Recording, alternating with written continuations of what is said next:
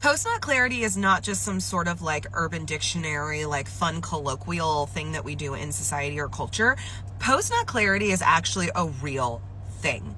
So before you get into a physically intimate interaction, your nervous system is very heightened. You're thinking about the excitement, you're anxious about what's going to happen. And then you start getting into things, right? And then when that moment comes, that moment for climax comes, you are in a state of receiving so much dopamine and oxytocin. Hello pleasure and hello bonding, right? So we are in a state of pure bliss in those moments.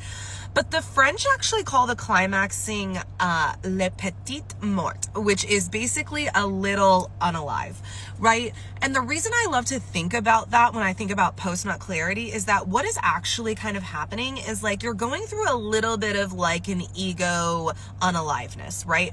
Your ego, your nervous system, all of that is kind of going through this like little reset, because after all of the oxytocin and dopamine dump into your system, the next hormone that shows up right after that is prolactin. And prolactin is the reset hormone. It basically says, we're done here. We got everything we needed. Let's reset. Let's redo some stuff. Like, let's get back to reality, right? And that moment of boop, clarity, peak clarity, you need to be listening to what is coming through during those times, because that clarity is truth. It is truth from your nervous system. It is truth from your subconscious. And that is the time to actually be paying attention to what your body is telling you about what you need to do next.